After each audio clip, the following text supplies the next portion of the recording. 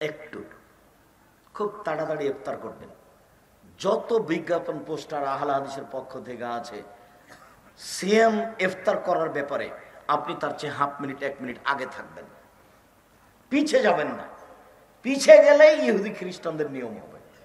বেশি ইবাদত করে আল্লাহকে সন্তুষ্ট করা যাবে না। মাত্র একজন মানুষকে মানলেই আল্লাহকে সন্তুষ্ট করা যাবে। তার নাম কি? মুহাম্মদ সাল্লাল্লাহু আলাইহি ওয়াসাল্লাম। উনি বললেন, আমার উম্মত অতদিন পর্যন্ত কল্যাণে থাকবে যতদিন পর্যন্ত তাড়াহুড়া করে ইফতার করবে। তো তাড়াহুড়া মানে সূর্য কি থাকতেই না? এখনো আপনার ছাদের উপর থেকে সূর্য ডুবছে, ওটা দেখেন, ওটার সময়ের সাথে এটার সময় 3 মিনিট পরে আছে। আবহাওয়া দপ্তরের 5 মিনিট পরে আছে। এখন যেহেতু সমাজ এটাকে মেনে চলছে, এটাকে উপেক্ষা করলে মানুষ মন খারাপ করবে, নইলে ওইটাই ঠিক ছিল। চোখের আড়াই গেল, তখন সূর্য ডুবে গেছে। একজন সাহাবী পাহাড়ের উপরে আছে, গাছের উপরে আছে, তখন আল্লাহ রাসূল বলছেন, ইনসিল ফাস্তা, নামো, ছাতু রেডি করো, ইফতার করতে হবে। আল্লাহ রাসূল একটু থামেন, আমি সূর্য দেখতে পাচ্ছি। আরে নামো, ছাতু রেডি করো, ইফতারের সময় হয়ে গেছে। আল্লাহ রাসূল, আমি সূর্য দেখতে পাচ্ছি। আরে নামো, ছাতু রেডি করো। তৃতীয়বার বলার পরে নেমে ছাতু রেডি করে ছাতু দিয়ে ইফতার করলেন। ইফতার কিন্তু এ দিয়ে হতে হবে, কি দিয়ে? তাজা খেজুর দিয়ে। আপনারা এসব তাজা খেজুর কোথায় পাবো? কালকে বলে দিবেন, বিমানে নামিয়ে দিবে কালকে। কত আত্মীয় স্বজন আছে। যদি সম্ভব না হয় তাহলে শুখা খেজুর। আল্লাহ রাসূল বলছেন, ফাইলাম তাকুন, যদি তাজা খেজুর না থাকে, ফাতমায়রাতুন, তাহলে শুখা খেজুর। ফাইলাম তাকুন, যদি শুখা খেজুর না থাকে তাহলে ফাহাসা হাসাওয়াতিন মিন মাইন, 3 অঞ্জলি পানি, 1 অঞ্জলি পানি, বাস পানি দিয়ে ইফতার করবেন। পৃথিবীতে আর কোনো সমস্যা নেই। তাহলে ইফতার কি দিয়ে করতে হবে? তাজা খেজুর, না হলে শুখা খেজুর, না হলে পানি। অন্য কিছু মুখে দিতে পাবেন না। বিসমিল্লাহ বলে, বিসমিল্লাহ বলে গিলাসে 1 ঢোক পানি মুখে দিতে হবে, তারপর খান। যতই দামি খেজুর হোক, যতই দামি আম হোক, রাজশাহীর ফজলি আম, মুখে দিয়ে বিসমিল্লাহর সুযোগ রাখে না, এ অধিকার রাখে না ফজলি আম। আঙ্গুর যত দামি হোক না কেন, এ অধিকার রাখে না। ড্রাগন ফল যতই দামি হোক, এই অধিকার রাখে না। আরো কিছু হোক না কেন, ড্রাগন বাদ দিয়ে চেরি টেরি কোন ফলই অধিকার রাখে না এটার। কাঠবাদাম হোক আর আম বাদাম হোক আর যেটাই হোক না কেন। তাহলে তাজা খেজুর বিসমিল্লাহ, না হয় শুখা খেজুর বিসমিল্লাহ, নইলে পানি বিসমিল্লাহ। আল্লাহুম্মা লাকা সুমতু ওয়া আলা রিজকিকা আফতারতু, এই হাদিস জয়ীফ, এই জন্য আমলে নিয়ে আসতে হবে।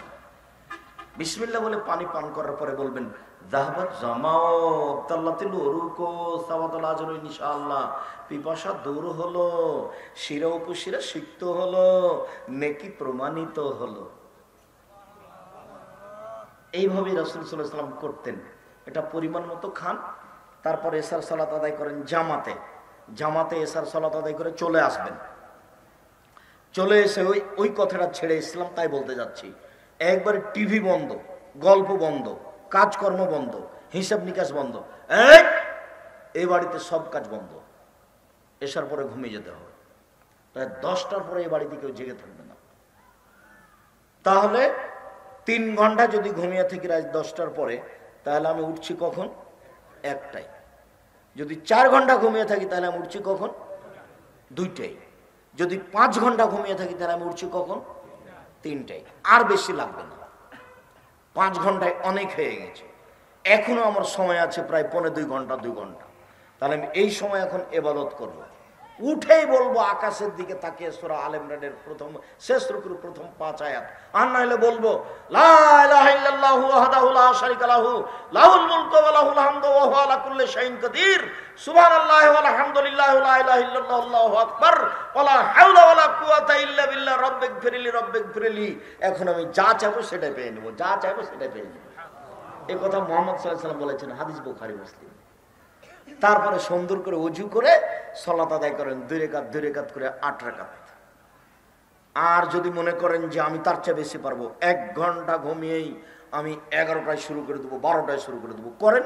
তো আব্দুল রাজ্জাক সাহেব, আমি যে হাফেজ নই, পড়তে পারি না। আরে হাফেজও পড়তে পারে না, এমনি কোথা থেকে কোথায় চলে গেছে। আগে বলে দিয়েছি, কেউ যেন লোকমা দিও না গো। খতম তারাবি মানে কি? এমনি সবাই মিলে ফাঁকি দিচ্ছে, কেউ বুঝে না কেউ।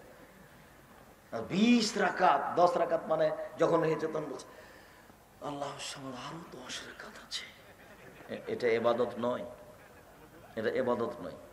আর পিছনে যারা আছে তারা কেউ লোকমা দেয় না, তার মানে লোকমা দিলে তো এত ভুল হচ্ছে, টাকা দিবে না তো। যারা টাকা দিচ্ছে তাদের তো, ওরা তো সচেতন মানুষ, ওরা তো মাস্টার মানুষ বা ব্যবসায়ী মানুষ, ওরা চোখ দেখলে বুঝতে পারে 19-20 ঘটনা কি, তখন অন্ধ হয়ে চলছে, যেখানে পড়ছে পড়ছে। মাসের শেষে বললে যে খতমে তারাবি, খতম তারাবি হয়ে গেছে। 30 পারা কোরআন, 30 পারা কোরআন তো সহজ নয়। যার জন্য আল্লাহ রাসূল একটা সহজ পথ বলেছেন, নাও সূরা ইখলাস 3 বার পড়ে নাও, দিয়ে কোরআন মাজিদ পড়ার সময় নেকি নিয়ে নাও। ওটাও অনেক মর্যাদা। 1 মাসে পড়ো, 15 দিনে পড়ো, 7 দিনে পড়ো, 3 দিনে পড়ো, কোরআন মাজিদ শুরু থেকে শেষ পর্যন্ত পড়ো। অনেক ভালো সূরা বাকারা পড়ো, আলে ইমরান পড়ো, অনেক ভালো। সূরা বাকারা আর সূরা আলে ইমরান তোমার পক্ষে বিচারের মাঠে আল্লাহর মুখোমুখি এমন কঠিন ভাবে লড়ে যাবে, তর্ক বিতর্ক লাগিয়ে দিয়ে সূরা বাকারা আপনার পক্ষে আগে তাকে জান্নাতে দিতে হবে, তারপরে কথা। আল্লাহ বলছে নাও পাপী জাহান্নামে যাবে, সূরা বাকার বললো জি না, আমাকে পড়েছো, তাকে আগে জান্নাতে দিতে হবে, তারপরে কোনো কথা। আপনার পক্ষ হয়ে সূরা বাকারা তুমুল ঝগড়া করবে আল্লাহর সাথে, আপনাকে আগে জান্নাত দিবে, তারপরে বা সূরা বাকারা থামবে। আমি আর আপনি তো বুঝলাম না, তখন সহজ করে দিয়েছেন আল্লাহ রাসূল। তাহলে এক কাজ করো, সূরা ইখলাস 3 বার পড়ো, সব হয়ে যাবে। 1 মিনিটে 1 বার কোরআন মাজিদ, 1 মিনিটে 1 বার কোরআন মাজিদ। আব্দুর রাজ্জাক সাহেব এত সহজ? জি, আপনি ব্যাগ ভরে নেন না নেকিতে, সমস্যা নেই। 4টা কাজ থাকলে কবরের শাস্তি হবে না। 1, সূরা মুলক ঘুমানোর সময় পড়লে কবরের শাস্তি হবে না। 2, জুমার দিনে মারা গেলে কবরের শাস্তি হবে না। 3, পেট ব্যথায় মারা গেলে কবরের শাস্তি হবে না। 4, শহীদ হলে কবরের শাস্তি হবে না। শেষের 3টে কঠিন, 1 নাম্বারটা সহজ। মনে থাকবে না মনে হয়? বলেন তো দেখি সিরিয়াল। 1, সূরা মুলক ঘুমানোর সময়। 2, জুমার দিন মারা গেলে। 3, পেট ব্যথায় মারা গেলে। 4, শহীদ হয়ে গেলে। বাড়ির দিকে যাবেন আর বলবেন আব্দুর রাজ্জাক সাহেব কি বললো গো? 1, সূরা জুমার দিন, আর কি যেন, ও ওই যে সূরা মুলক পড়লেন, তো 2টা তো হলো। আরো তাহলে ও হ্যাঁ, পেট ব্যথায় মারা গেলে, আর 4 নাম্বারটা তো মনে আছে, ওটা তো শহীদ। দেখেন সিরিয়ালের 4টার মধ্যে শেষের 3টে কঠিন আছে। জুমার দিন তো আমি আর আপনি তো বলতে পারছি না। আব্দুর রাজ্জাক হিসেবে হিন্দু যদি জুমার দিনে মারা যায়, ওসব কথার দরকার নাই, মানে ওটার কথা তো হিসাব নেই, ওটা আপনি নিয়ে আসছেন কেন? ওর তো ঈমান নাই। একটা খারাপ মানুষ ছিল, আল্লাহকে মানতো, সালাত আদায় করতো না, ও জুমার দিন মারা গেছে। তা আমি আর আপনি তারপরে ভালো ধারণা রাখি না, ও তো লা ইলাহা ইল্লাল্লাহ বলেছে। আমি আর আপনি খারাপ ধারণা করতে যাচ্ছি কেন? আমার আর আপনার তার উপরে খারাপ ধারণা করাতে সুবিধাটা কি? ও তো গেছে, ভালো ধারণা হতেই পারে, জুমার দিন তো আল্লাহ রাসূল বলেছেন। তো তবু এটা নাগালের বাইরে গেল, আর পেট ব্যথাও নাগালের বাইরে গেল, তারপরে শহীদ এটাও নাগালের বাইরে গেল। তাহলে সহজ কোনটা থাকলো? সূরা মুলক পড়া, 30 আয়াত। মুরব্বী ভাইজান, 1 মাস 15 দিনে শিখতে হবে। এই ছেলেরা, এই তোমরা 7 দিনে শিখবা, তোমরা 7 দিনে কোরআন মাজিদ পড়া শিখতে হবে, জরুরি, নইলে পড়া ঠিক করে নাও। আর সূরা যেটা শাহিদুল ইস্তিগফার, ওটা তোমাকে সময় দিয়েছি 24 ঘন্টা। শাহিদুল ইস্তিগফার সকালে পড়ে যদি মারা যায় বিকাল পর্যন্ত সময় জান্নাতে যাবে, বিকালে পড়ে যদি মারা যায় সকাল পর্যন্ত, তাহলে জান্নাতে যাবে। সেটা কি আব্দুর রাজ্জাক সাহেব, ওটা কি মনে আছে? হ্যাঁ মনে আছে আপনার। আল্লাহুম্মা আনতা রাব্বি লা ইলাহা ইল্লা আনতা খালাকতানি ওয়া আনা আবদুকা ওয়া আনা আলা আহদিকা ওয়া আদিকা মাসতাতাতু আউযু বিকা মিন শাররি মা সানাতু আবু লাকা বিনি'মাতিকা আলাইয়া ওয়া আবু বিযামবি ফাগফিরলি ফাইন্নাহু লা ইয়াগফিরু যুনুবা ইল্লা আনতা। আচ্ছা, এইবার তাড়াহুড়া করে ইফতার করলেন খেজুর দিয়ে। সাহারি, আল্লাহ রাসূল বলছেন তাসাহারু ফাইনু ফিল বারাকা, সাহারি খাও, সাহারিতে বরকত আছে। শেষ পর্যন্ত বলছে কিছুই যদি না পারো তাহলে 1 ঢোক পানি পান করে নাও। সাহারি খেতে হবে, সাহারি ছাড়া সিয়াম হয়ে যাবে, সাহারি ছাড়া সিয়াম হয়ে যাবে, কোনো সমস্যা নেই। সাহারিতে বরকতে সাহারি খাবেন, বেশি খাবেন না, বেশি খেলে আবার একবারে 12টা 1টা পর্যন্ত ঘুমাইতে হবে। এমন ঘুম দিল। পশ্চিমে যে মসজিদে আমি রমজানে থাকতাম, শিক্ষকের বাড়িতে খাওয়া দাওয়া করতাম, তখন দেখতাম যে একটা লোক ফজরের সালাত আদায় করে ঘুমিয়ে গেছে, আজান হয়েছে জোহরের, তখন উঠলো, উঠে গোসল টোসল করে বাজারে গেছে, বাজার থেকে এসেছে, এসে ইফতার করলো, এইভাবে তার দিন কাটতো। তো বেশি খেলে ঘুমাতে হবে, সন্ধ্যা রাত্রে একটু খেলেন, আর ভোর রাত্রে অল্প খেতে হবে, কলা দুধ ভাত, কলা দুধ রুটি, অল্প, তাহলে পিপাসা লাগবে না। আর ক্ষুধা যেন না লাগে, এভাবে খেলে তো তাহলে পরিবেশ উল্টে যাবে না। ক্ষুধা যেন না লাগে, তখন খেতে খেতে এমন খাওয়া খেয়েছে যে পেট খালি হতে হতে 2টা বেজে গেছে, জোর হয়ে গেছে। কম খান, কম কথা বলেন, কম ঘুমান, জীবনে সফলতা আসবে। সম্মানিত দিনী ভাই বোন, রাসূল সাল্লাল্লাহু আলাইহি ওয়াসাল্লাম বললেন যে সবচেয়ে দামি ইবাদত সিয়াম কিভাবে হলো।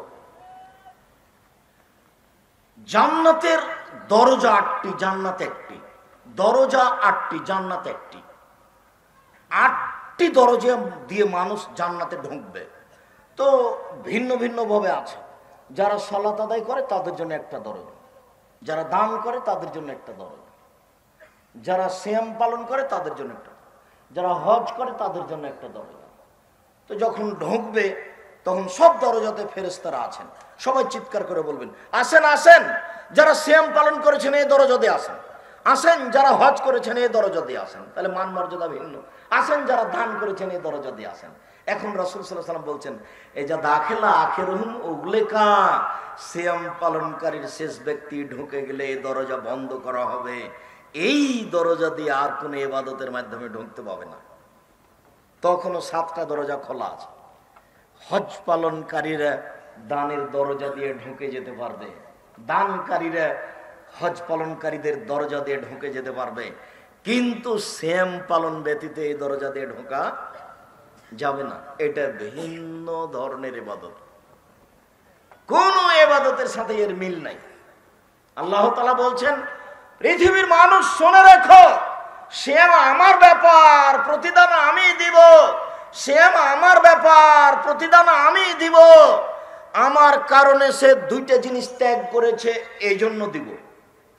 সালাত আদায় করলে ত্যাগ করা লাগে না, হজ করলে ত্যাগ করা লাগে না, দান খায়রাত করলে করা লাগে না, সিয়াম পালন করলে 2টা জিনিস করা লাগে।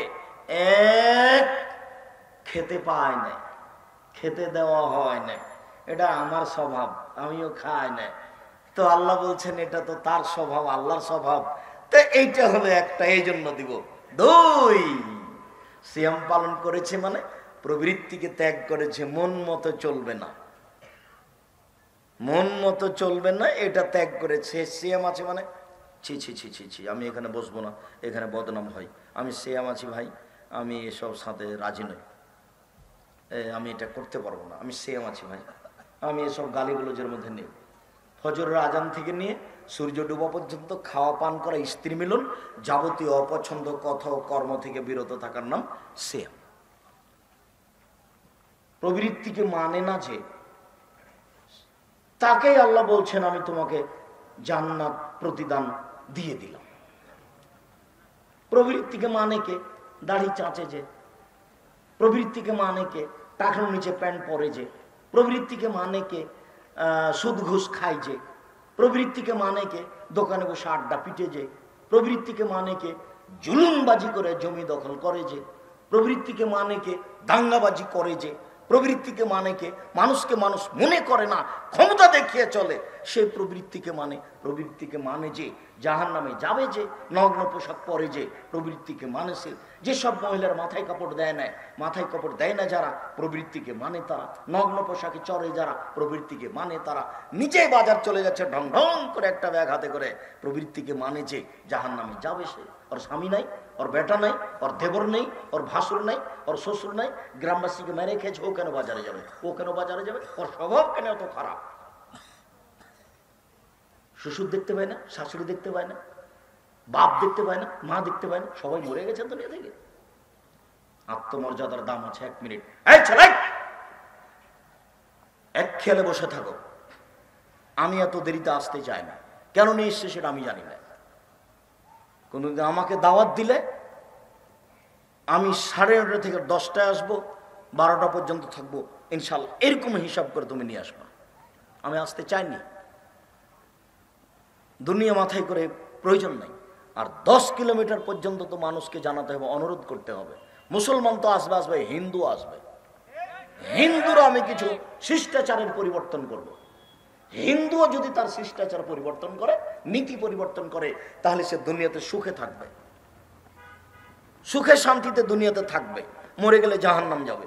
কেননা চাঁপাইনবাবগঞ্জের ভাষাতে জান্নাতে যাবে তার সুযোগ জয়ী হয়নি। জয়ী তো পেলাম না, আমি যে গরুটাকে জবে করব তো মুখটা ইদারার নিচের দিকে পড়ে গেছে, তো আমি তো জয়ী পেলাম না, কি দিয়ে জবে করবে? এর নাম চাঁপাইনবাবগঞ্জের ভাষাতে। তো ও যে জান্নাতে যাবে হিন্দু মানুষটা, তো তার জয়ী তো হয়নি, মানে সুযোগই তো হলো না। সুযোগ কি দিয়ে হবে? লা ইলাহা ইল্লাল্লাহ দিয়ে। লা ইলাহা ইল্লাল্লাহ যখন হয়নি তখন সুযোগ হয়নি, জান্নাতে যাওয়ার সুযোগই হলো না। ইবাদত পরে, লা ইলাহা ইল্লাল্লাহ আগে। আবু তালেব আলী রাদিয়াল্লাহু আনহু বলছেন, আল্লাহর নবী আপনার চাচা আবু তালেব মারা গেছে। আচ্ছা ঠিক আছে, তুমি যাও মাটি খুঁড়ে তাকে মাটিতে পুঁতে দাও। একটু আগে ওই চাচার কাছে গিয়ে বলছেন, চাচা আপনি খালি লা ইলাহা ইল্লাল্লাহ পড়েন, বিচারের মাঠে কিভাবে জান্নাতে নিয়ে যাওয়া লাগবে সেটা আমি দেখে ছেড়ে দেবো, ঝগড়া আমি করব। আরে বিচারের মাঠে তর্ক বিতর্ক ঝগড়া আমি করব, আপনি খালি লা ইলাহা ইল্লাল্লাহ বলেন। মানে এটা হলো সুযোগ, এই দিয়ে সুযোগ হবে যে চাচা আমি তো কথা বলতেই পারলাম না। কেন রে বেটা কথা বলতে পারলাম না কেন? আপনি যে লা ইলাহা ইল্লাল্লাহ বললেন না। তখন আমি অপমানে উঠে চলে এসেছি, আমার তো হলো না। আপনি খালি লা ইলাহা ইল্লাল্লাহ বলে আমি বাকিটুকু দেখে নিতাম।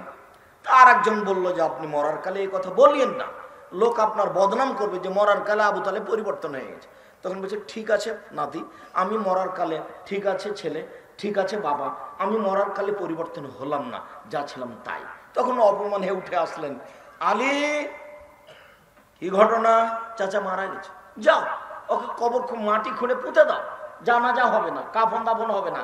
যার কাছে চিরদিন থাকলেন মুহাম্মদ সাল্লাল্লাহু আলাইহি সাল্লাম, তিনি বলছেন ওর জানাজা নাই, ওর কাফন দাফন নাই, ওর নামে ক্ষমা নাই, ওর নামে কিছুই নাই, যাও মাটিতে পুঁতে দাও, শ্মশান ঘাটে ফেলে দাও তাকে। অথচ তার বাড়িতে সারা জীবন থাকলেন, তার খেলেন, তার অনিত থাকলেন, তার আদরে থাকলেন। কি কথা সত্য নয়? সারা জীবন তার চাচার আদরে থেকেছেন, দেশবাসী তাকে কিছু বলতে পারেনি। চাচার চলে, চাচারই খাই, চাচার বাড়িতে থাকে, চাচার আদরে চলে, তাতে কি আছে? ভাতিজা বলার সুযোগ পেলেন না, খালি বললেন যে খালি লা ইলাহা ইল্লাল্লাহ বলেন, বাকিটা আমি দেখবো বিচারের মাঠে। হাদিসে এসেছে তর্ক, হাদিসে এসেছে আমি তর্ক করব, ঝগড়া লাগাবো বিচারের মাঠে। মুহাম্মদ সাল্লাল্লাহু আলাইহি সাল্লাম ওনার চাচার জন্য ঝগড়া করবেন, কিন্তু পথ হলো না। সম্মানিত দিনী ভাই বোন, কথার ফাঁকে আমি আপনাকে কষ্ট দিতে চাইনি। মেয়ের কারণে আপনার পরকাল হারিয়ে যেটা আমি চাই না, স্ত্রীর কারণে পরকাল হারিয়ে যেটা আমি চাই না। আপনি আপনার কাছের মানুষ, আপনাকে আমি খুব ভালোবাসি। কোনোদিন আমার কথা নিয়ে আপনি মন খারাপ করবেন না যে আব্দুর রাজ্জাক সাহেব আমাকে এইভাবে বললেন, এটা আপনি মনে করিয়েন না। আমার কথা আপনার অন্তর কেটে দেখ, এটা আমি চাচ্ছি। আমার কথা আপনার ভিতরে ব্যথা হয়ে থাকে, এটাই আমি চাচ্ছি। আপনাকে আমি মিঠা করে বলে আমার কথা বাড়ি যেতে যেতে ভুলে যাবেন, এটা আমি চাইনি। আমি অনুরোধ রক্ষা করতে বলছি, আপনি আমার দিনী ভাই, পরকাল তাড়াতাড়ি চলে এসেছে, মরলেই কিয়ামত। আর মনে রাখবেন, কবরের সময়সীমা হলো বাসর রাতের সমান। কবরের সময়সীমা হলো বাসর রাতের সমান, আর কিয়ামতের সময়সীমা হলে 1 ওয়াক্ত সালাত আদায়ের সমান। বোঝা গেল না? বাসর রাতের সমান মানে যদি উত্তর ঠিক হয়ে যায়, যখন জিজ্ঞাসা করা হবে, যদি উত্তর ঠিক হয়ে যায়, তখন ফেরেশতারা বলবেন নাম কানামাতিল আরুসে লা ইউকাজুহিল্লাহ বাহলিহি, আরে ঘুমিয়ে যাও তুমি বাসর রাতের ঘুমানোর মতো, যাকে কেউ জাগায় না। অতীব প্রিয় মানুষ ছাড়া। আরে তুমি ঘুমিয়ে যাও, বাসর রাতের ঘুমানোর মতো যাকে কেউ জাগায় না। অতীব প্রিয় মানুষ ছাড়া বাসর রাতের ঘুম। বাসর রাতের ঘরে ঢুকেছে রাত 10টায়, মা আর খালা সুন্দর করে বাসর ঘর সাজিয়েছে। মোহাম্মদ সাল্লাল্লাহু আলাইহি সাল্লামের বাসর ঘর সাজানো হয়েছিল, আয়েশাকে সুন্দরী করে সাজানো হয়েছিল। আসমা বলছেন, আসমা যে কাইয়ামতু আয়েশা তালে রাসূলুল্লাহ সাল্লাল্লাহু আলাইহি সাল্লাম, আয়েশাকে আমি সুন্দরী করে সাজালাম মোহাম্মদ সাল্লাল্লাহু আলাইহি সাল্লামের জন্য। আমি আয়েশাকে বাসর ঘরে দিব। আমার মা আমাকে বাসর ঘরে নিয়ে গিয়ে ঢোকালেন, তা আমি দেখলাম ঘরে আল্লাহ রাসূল। আমি অবাক হয়ে গেলাম, ব্যাপারটা কি? আমি তো এরকম অবস্থায় দেখিনি কোনোদিন। সকাল 9টা, তখন আল্লাহ রাসূল ছাড়া ঘরে কেন কেউ নাই? আমি একটু অবাক অবাক ভাব যে এরকম কেন। তো একটু আগে দেখলাম আমার মা আমার গায়ে মুখে যা ধুলোবালি লেগেছিল এগুলো ধুয়ে দিয়ে একটা ঘরে নিয়ে গেলেন। দেখি সেখানে আনসারীদের মহিলা, আনসারি মহিলারা আমাকে সাজালো। কি দিয়ে সাজালো তা তিনি বলেননি, তবে বলছেন আনসারি মহিলারা আমাকে খুব সুন্দরী করে সাজালো। তারপর একটা ঘরে নিয়ে গেলেন আমার মা, দেখি সেখানে আল্লাহ রাসূল কেউ নেই। তা আমি একটু অবাক অবস্থায় আছি। ইতিমধ্যে আসমা বিনতে ইয়াজিদ ঢুকে শরবত নিয়ে ঢুকে বলছে, এই শরবতের গ্লাসটা নাও, রাসূলকে দাও। তো আমি লজ্জা পেয়ে গেলাম, আমি তো রাসূলের হাতে সরাসরি কোনোদিন কিছু দিইনি। তা আমি লজ্জা পেয়ে গেলাম, আমি লজ্জা পেয়ে একটু নত হয়ে আছি, একদম নেও রাসূলের হাতে দাও। তা আমি নিলাম, রাসূলের হাতে দিলাম। আল্লাহ রাসূল শরবত পান করলেন। তারপর আল্লাহ রাসূল আমাকে বলছেন যে তুমি আসমাকে দিয়ে দাও। তখন আসমা বলছেন, না না না না না, আপনার হাত থেকে নিতে চাই, আপনার হাত থেকে নিতে চাই। আচ্ছা আচ্ছা ঠিক আছে দাও। তো আল্লাহ রাসূল আবার আসমাকে দিলেন, তারা পান করলেন। বাসর ঘরে মিঠাইয়ের ব্যবস্থা করতে হয়। বাসর রাত মা সাজিয়েছেন, খালা সাজিয়েছেন, চাচাতো বোন আর ভাবি যদি সাজায় তাহলে এটাই জেনার ঘর। এটা হতে পারে না। চাঁপাইনবাবগঞ্জের বিবাহের শুরু থেকে শেষ পর্যন্ত একটাও জায়েজ নয়। আমি জানি না এলাকার নাম কি, ভাগ দিয়ে। ভাগ দিয়ে হতো ভালো এলাকায়, মেয়েরা নাচে না, মেয়েরা গান করে না, থোবড়া করে না, রং ছিটাছিটি করে না, ভালো করে। যদি তুই বাড়ির পুরুষ মানুষ নেই, এই দাঁত খুলে দেবো একবারে। কই আমাদের বাসাতে তো আসে এরকম দিন, দু একটা এসেছে, মানে কেউ স্বপ্ন ভাবতে পারবে না যে এরকম কিছু হতে পারে। চাঁপাইনবাবগঞ্জ জেলার বিবাহের শুরু থেকে শেষ পর্যন্ত একটা কাজও যায় নাই, সবই হারাম। ভাগ্যেও হতে পারে বিবাহের শুরু থেকে শেষ পর্যন্ত একটা কাজও যায় নাই, সবই হারাম। মাতাব্বরি সব জায়গাতে করতে হবে, চেয়ারম্যান মেম্বারি খালি ওখানে করতে হবে, এখানেও করতে হবে। তো সুন্দর করে সাজানো আছে ঘর, বাসর রাতের ঘর। আপনি ঢুকলেন, ঢুকে আগে মাথায় হাত দিয়ে দোয়া পড়তে হবে, তারপরে 2 রাকাত সালাত আদায় করতে হবে আগে পিছে হয়ে। তারপর একটু কথা হলো, দাম্পত্য জীবনে গেলেন, তারপর কিছু কথা বললেন। রাত 10টায় ঢুকে কথাবার্তা বলতে সবকিছু হতে হতে রাত 2টা বেজে গেল। এখন ঘুমাইলেন, তখন ঘুমিয়ে 3টা বেজে 5টা বেজেছে। তখন স্ত্রী বলছেন উঠেন, আজান হয়ে গেছে, সালাত আদায় করেন। তখন আপনি এভাবে চোখ মোড়াতে মোড়াতে, আরে এখনই ঘুমালাম মাত্র। আপনি যদি ভালো মানুষ হন তখন বিচারের মাঠে আপনি এইভাবে উঠবেন, আরে এখনই ঘুমালাম আর তুমি এভাবে জাগাচ্ছ মানে। অথচ আপনি 50,000 বছর থেকে ঘুমিয়ে আছেন। আপনার মরাইজ থেকে 4 কোটি বছর আগে হয়েছে। কতদিন আগে? 4 কোটি বছর আগে হয়েছে। কিন্তু আপনি যখন উঠলেন তখন মনে হলো যেন এখনই আমাকে জাগালো। আমি তো এই মাত্র শুনলাম, আরে আজকে তো কথাবার্তা বলতে, মিলন করতে, আর 2 রাকাত সালাত আদায় করতে, মাথায় হাতে দোয়া পড়তে, কি কি করতে, আনন্দের কথা বলতে বলতে কত কথা বললাম, দেখি রাত 3টে। তো এখন ঘুমাইতে গেলাম তো 5টায় তো আজান হবে, 5টায় এখন বউ বলছে উঠেন। তখন মনটাই খারাপ, এভাবে চোখ কচলাচ্ছি। অথচ আমি ঘুমিয়েছি কতদিন আগে? 4 কোটি বছর আগে। এর নাম কবর। বুঝাতে পারলাম না। তো যদি ভালো মানুষ না হয় তাহলে সব সময় চলছে পিটন, চলছে সব সময়। এমন পিটন যে এখান থেকে 50,000 কোটি কিলোমিটার দূরে যে বস্তু আছে সেও শুনতে পাই এই কবরের চিৎকার। পাচ্ছে, আমি আর আপনি পাই না। এই মেশিনটা পাচ্ছে, এখানে চিৎকার করছে। এই মেশিনটা পাচ্ছে, সামিয়ানাটা পাচ্ছে, আলোটা পাচ্ছে। পৃথিবীর জীবজন্তু, কীট পতঙ্গ, পদার্থ, জড় পদার্থ সব কিছু শুনতে পাচ্ছে তার চিৎকার। বাপরে মারে করে চিল্লাচ্ছে। যে এত যে চিল্লাচ্ছে, যে মারছে সে দেখতে পায় না। এত যে চিল্লাচ্ছে, যে সে মারছে সে কানে শুনতে পায় না। আল্লাহ কিভাবে করেছেন দেখেন, যে মারছে তার কান বহিরা, শুনতে পায় না। যে মারছে সে অন্ধ, কানা, ও দেখতে পায় না। ওকে আল্লাহ কানা করে সৃষ্টি করেছেন, ওকে বহিরা করে আল্লাহ সৃষ্টি করেছেন, ও কানে শোনে না, চোখে দেখে না, কোথায় মারছে সেটা বিবেচনা করে না। 4 কোটি বছর থেকে মারছে, 50,000 বছর থেকে মারছে, বিচারের পূর্ব দিন পর্যন্ত মারবে। এটা হলো কবর। আর কিয়ামত একক তো সালাত আদায়ের সমান। কতখানি? মাগরিবের সালাত কয় মিনিট? 5 মিনিট। জোহরের সালাত কয় মিনিট? 7 minute, 10 minute. এতে বিচার শেষ হয়ে যাবে। কি এই ছেড়ে দাও, বিচার শেষ। একটু যদি বিচার লেট হয়, জুলুমের কারণে জাকাত দেয়নি সেই জন্য ও জালেম, তাহলে একটু লেট মানে একদিন সমান 50,000 বছর, 3 দিন সমান 1.5 লক্ষ বছর। আপনার বিচার কতদিন পরে হবে তা আমি বলতে পারছি না। রাসূল সাল্লাল্লাহু আলাইহি ওয়াসাল্লাম বলেছেন, যতদিন পর্যন্ত বিচার শেষ না হচ্ছে ততদিন পর্যন্ত আপনি আটকা থাকবেন। আপনি জালেম। যে কিভাবে জালেম হয় আব্দুর রাজ্জাক সাহেব? রিকশাওয়ালাকে থাপ্পড় মেরেছে এই জন্য জালেম। দলীয় দাপট দেখে আর নিঃস্ব মানুষটাকে বাড়ি থেকে বের করে দিয়েছে, এই জন্য জালেম। আরে জেলে আছে পাড়ার মানুষ, ওকে করেছে 1 নম্বর আসামি। ওই সময় তো রংপুরে ছিল, সাক্ষী জজের সামনে বলছে এভাবে যে আমি 2 চোখে দেখেছি তাকে মারতে। অথচ যার নাম বলেছে সে ওই সময় তো কোথায় ছিল? রংপুরে ছিল। সাক্ষী বলছে আমি 2 চোখে মারতে দেখেছি। টাকার দাপট কত, দলীয় দাপট কত! পৃথিবীতে সবচেয়ে বড় পাপ 3টি। 1 যে শিরক করে, 2 যে বাপ মাকে মানে না, 3 যে মিথ্যা সাক্ষী দেয়। এখনো জেনা পড়ে আছে। জেনা খারাপ, তবে মিথ্যা সাক্ষীর মতো নয়। বুঝাতে পারিনি কথা হলো? সুদ ঘুষ খারাপ, কিন্তু মিথ্যা সাক্ষীর মতো নয়।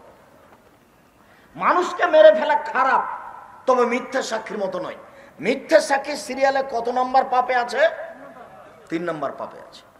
অথচ সিরিয়ালে জেনা আছে, অথচ সিরিয়ালে সুদ ঘুষ আছে, অথচ সিরিয়ালে এতিমের মাল আছে, অথচ সিরিয়া মানুষের উপর অপবাদ লাগানো আছে। এগুলো সিরিয়ালে আছে, বড় পাপ হিসেবে কিন্তু আসেনি এখানে। সম্মানিত দিনী ভাই বোন, রাসূল সাল্লাল্লাহু আলাইহি ওয়াসাল্লাম বলেন, মান সামাইয়ামান ফি সাবিলিল্লাহ বাদাল্লাহু জানিনারে সাবিনা খারিফা। কেউ যদি আল্লাহকে সন্তুষ্ট করার জন্য একদিন সিয়াম থাকে, তাহলে তাকে জাহান্নাম থেকে 70 বছরের পথ দূরে সরিয়ে দেওয়া হবে।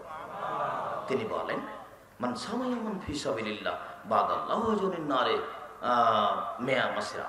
কেউ যদি আল্লাহকে সন্তুষ্ট করার জন্য একদিন সিয়াম থাকে, তাহলে তাকে জাহান্নাম থেকে বা তার থেকে জাহান্নামকে 100 বছরের পথ দূরে সরিয়ে দেওয়া হবে। তিনি বলেন, কেউ যদি আল্লাহকে সন্তুষ্ট করার জন্য একদিন সিয়াম থাকে, তাহলে তার মাঝে আর জাহান্নামের মাঝে একটা গর্ত তৈরি করা হবে, যে গর্তের ব্যবধান হলো আকাশ জমিনের ব্যবধান, অর্থাৎ 500 বছরের পথ। অর্থাৎ একদিন সিয়াম সমান 70 বছরের পথ জাহান্নাম দূরে সরে যাবে। একদিন সিয়াম সমান 100 বছরের পথ জাহান্নাম দূরে সরে যাবে। একদিন সিয়াম সমান 500 বছরের পথ জাহান্নাম দূরে সরে যাবে। সব মিলে সিয়ামের বিনিময় হলো জান্নাত। নফল সিয়াম আজও 2, 4, 5টা করা যায়। আমি জানি না শাবানের 1 তারিখ থেকে কারণ সিয়াম ছিলেন কিনা, না 15 তারিখের প্রতারণায় আছেন। ভাগ্যের মাটিতে 15 তারিখের প্রতারণা ঢুকেনি। ভাগ দিয়ে কেন?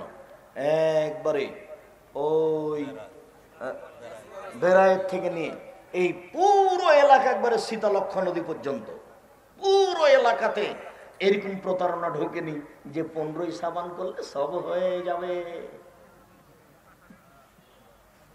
ওসামা বিন যায়েদ রাদিয়াল্লাহু তাআলা আনহু বলেন, আমি আল্লাহ রাসূলকে বললাম, লামারাকা তাসুমু মিন শাহরিন মা তাসুমু মিন শাবান। আপনাকে আমি শাবান মাসে যত সিয়াম পালন করতে দেখি, তত অন্য মাসে সিয়াম পালন করতে দেখি না কেন সেটা বলেন। আল্লাহর নবী আমার জিজ্ঞাসাটা শোনেন, আপনি শাবান মাসে এত বেশি বেশি সিয়াম পালন করেন কেন? তখন উত্তরে বলছেন, আরে শোনো দেখা শাহরুন, এইটা একটা মাস, মানে রজব ও রমাজান, রজব ও রমাজানের মাঝে। আরে শোনো, এইটা একটা মাস, রজব ও রমাজানের মাঝে এক ফলো নাসপিহে, মানুষ তাতে গাফেল থাকে। তুরফাউল আমর ইলা রাব্বিল আলামিন, বাৎসরিক রিপোর্ট এই মাসে পেশ করা হয়। বাৎসরিক রিপোর্ট এই মাসে পেশ করা হয়। আনা উহিব্বু ইরফা আমালি ওয়া আনা সায়েম। আমি চাই আমার রিপোর্টটা যখন আল্লাহর কাছে পেশ করা হবে তখন আল্লাহ দেখুক যে বাৎসরিক রিপোর্টে আমি সেম আছি। দেখো দেখো তো, বাৎসরিক রিপোর্টে আমি সেম আছি। বৃহস্পতিবার সোমবার আমি সেম থাকি কেন? সাপ্তাহিক রিপোর্ট বৃহস্পতির একদিন, সোমবার একদিন, বৃহস্পতিবার একদিন, সোমবার একদিন, তাই আমি ওই 2 দিন সেম থাকে দেখাই। দেখো তুমি আমার রিপোর্টটা দেখো, আমি সেম আছি। তুমি যেটা চাও সেটাই তো আমি, তুমি যেটা চাও সেটাই তো আমি। কই আপনার সময় হয় না? অত স্বাদ করে খাচ্ছেন কেন? অত স্বাদ কেন? ছেঁচড়া মেচড়া করে রমজানের রোজাটা থেকেছে, তার কত ইফতারি। এত ইফতারি যদি আপনি নেন, এত জুতা স্যান্ডেল যদি আপনি পরেন ঈদের দিন, তাহলে বাজারকে সামলাতে হবে। তখন দর্জি 11 মাস রেখেছিল 2টা করে কর্মচারী, তখন রোজায় রমজান মাসে দর্জি রেখেছে 10টা কর্মচারী। কেন? কাপড় সামলাতে হবে না? কাপড় তো সাপ্লাই করতে হবে। তো যারা জুতা স্যান্ডেল করে তারা, এখন সবাই যদি কাজে লেগে যায় তাহলে সিয়াম পালন করবে কে? একটু রাতে ইবাদত করবে কে? আর এত যদি ইফতারি হয় বেরায়েতের মতো, মানে ইফতারি খেতে খেতে খেতে তারাবি পড়তে একটা দাঁড়িয়ে থাকতে 8 রাকাত একবার বেকায়দায় পড়ে যায়, কখন শেষ হবে? তাহলে খাওয়াই যদি এত হয় তাহলে আপনি ইবাদত করবেন কি দিয়ে? তাহলে সব জায়গাতে কাজ বেশি হয়ে গেছে। কাপড় বিক্রি করছে তার কাজ বেশি, তাহলে কাজ যত বেশি হবে ইবাদত তত কম হবে। সব জায়গাতে কাজ বেশি হয়ে গেছে আমার আর আপনার কারণে। এত খেলে হয়, এত ইফতারি করলে হয়, জুতা স্যান্ডেল এত বেশি কিনলে হয়। আব্দুর রাজ্জাক সাহেব আপনি যে করেন না তাও যে হচ্ছে, তা আমি তো করি না, এটা তো ঠিক। আমি কোনোদিন নিয়ে যাবত ঈদ উপলক্ষে কোনো কাপড় চোপড় কিনিনি, ঈদ উপলক্ষে কোনো জুতা স্যান্ডেল কিনিনি, ছেলে মেয়েও নয়। এই নীতির সাথে আমি একমত নই।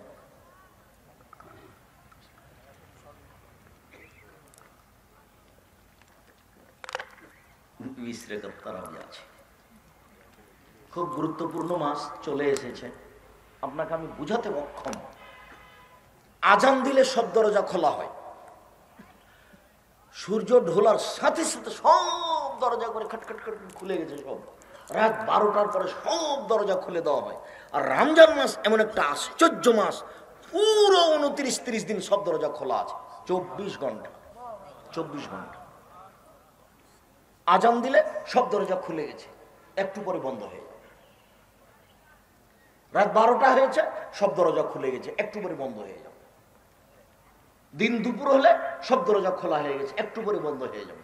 কিন্তু যে রমজান এসে যখন ঢুকলো তখন সব দরজায় এমন ভাবে খুললো যে একেবারে পহিলা শাওয়ালের চন্দ্র উঠা পর্যন্ত ও সব খোলা আছে।